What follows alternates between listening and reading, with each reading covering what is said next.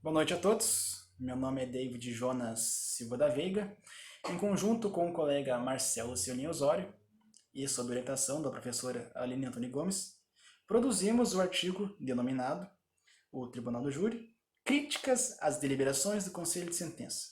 O presente artigo questiona se o Instituto do Tribunal do Júri consegue imprimir decisões baseadas na racionalidade ou nas técnicas jurídicas. O objetivo é expor e discutir a evolução histórica do Instituto do Tribunal do Júri sob a ótica da Constituição Federal, bem como os julgamentos proferidos pelo Conselho de Sentença. Quanto à metodologia, ressalta-se que a pesquisa é qualitativa biográfica, uma vez que as informações, dados foram obtidos mediante pesquisas em livros, artigos e legislações referentes ao tema. O artigo possui como método de abordagem o hipotético dedutivo, uma vez que se estruturou mediante uma hipótese que busca analisar o despreparo técnico dos jurados, que condenam ou absolvem de maneira impulsiva, baseadas na desenvoltura, na eloquência ou poder de influência impressa por uma das partes que dividem o plenário. Ou, em contraponto aos fatos, deliberam conforme os antecedentes criminais, a conduta social e as características pessoais do réu. Analisando a evolução histórica do Instituto do Tribunal do Júri, verifica-se que há uma certa imprecisão quanto à sua origem. Contudo, a primeira menção de julgamento por pares ocorreu na Grécia Antiga, mais precisamente em Atenas, onde crimes de maior potencial ofensivo eram julgados pela população, mais denominadamente no Tribunal de Elistas. O Tribunal de Elistas tinha alguns requisitos. Cada cidadão deveria ter acima de 30 anos e o tribunal comportava até 1.500 julgadores. Observa-se que o referido tribunal serviu de influência para os grandes debates da atualidade. Já na Roma Antiga, seguindo os mesmos modelos de julgamento por pares, verifica-se a figura do questor, que nada mais nada menos é o juiz que preside a sessão, semelhante ao que acontece atualmente. O referido juiz tinha o poder de verificar os juízos de admissibilidade da acusação, bem como proferir o julgamento conforme as deliberações do povo. No direito moderno, observou-se que a origem do Tribunal do Júri, na sua feição atual, deu-se na Inglaterra em 1215, com a Carta Magna de João Sem Terra. O referido instituto se propagou pela Europa, chegando até a França, que após a Revolução, onde a população buscando igualdade e julgamentos imparciais, instituiu o julgamento por pares. Tal instituto teve grande relevância na Europa, por trazer ideais de democracia e liberdade. Contudo, foi apenas em 1822 que o Instituto do Tribunal do Júri foi instituído no Brasil, tendo a competência de julgar os crimes de imprensa. Após 2 anos, em 1824, já na Constituição do Império, o Instituto do Tribunal do Júri foi incorporado ao Poder Judiciário, podendo julgar tanto causas cíveis como criminais. Contudo, atualmente, o Instituto do Tribunal do Júri só julga crimes dolosos contra a vida.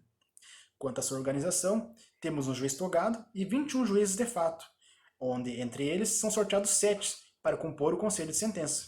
Entre os princípios que norteiam o referido instituto, temos a soberania dos vereditos, o sigilo da votação, decisão motivada, bem como a plenitude de defesa. Após a análise da evolução histórica do Instituto do Tribunal do Júri, resta adentrar nas críticas acerca das deliberações do Conselho de Sentença. Inicialmente resta evidente o enorme poder que emana dos jurados. Contudo, doutrinadores entendem que decidir sobre a vida de alguém requer preparo profissional, sendo o entendimento destes que os jurados não estão preparados para julgar e desempenhar sua função. Haja que o desconhecimento acerca das técnicas jurídicas, que são extremamente pertinentes, prejudicam o seu julgamento frente à complexidade dos processos que são submetidos ao seu julgamento. Ainda nessa linha, observa-se que os doutrinadores destacaram o princípio da decisão motivada, que confere ao jurado o poder de julgar sem fundamentar sua decisão, o que vai em contraponto, inclusive, ao artigo 93 da Constituição Federal, que determina que toda decisão tem que ser fundamentada. Ainda nesse aspecto, observa-se que o jurado se vale muitas vezes da conduta social, das características do sujeito, ou até mesmo das folhas antecedentes criminais do acusado, fugindo dos fatos pertinentes ao processo. Pode julgar conforme qualquer preconceito que tenha enraizado, até mesmo ao terror imposto pela própria mídia. Observa-se também que no júri acontece um verdadeiro teatro, onde as autoridades que compõem a tribuna se valem da questão emocional do jurado, perde seu bom senso e acaba julgando conforme a desenvoltura, a eloquência, o poder de influência imposto por uma das autoridades, esquecendo os fatos constantes nos autos e as provas elaboradas em juízo, julgando conforme o seu bom entendimento. Assim, conforme o entendimento dos doutrinadores, o jurado ignora seu bom senso e parte para um julgamento arbitrário, prejudicando a devida justiça. As críticas expostas até o presente momento não têm o condão de exaurir o tema, tampouco produzir uma máxima, apenas evidenciar que sim, existem falhas provenientes desse instituto. O Tribunal do Júri deixa de ser interessante para a sociedade no momento em que as decisões ocorrem de maneira motivada, o que deixa os acusados à mercê do bom senso dos jurados ou do bom desempenho de seus patronos. Muitas vezes julgamentos ocorrem ignorando o principal fator do processo, que são os fatos e as provas que o cercam.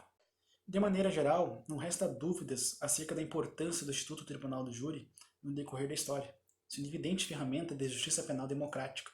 Contudo, o referido instituto carece de mudanças a fim de corrigir as injustiças sociais provenientes de decisões motivadas, restando demonstrado a parcialidade do referido instituto e as dificuldades de impor a devida justiça.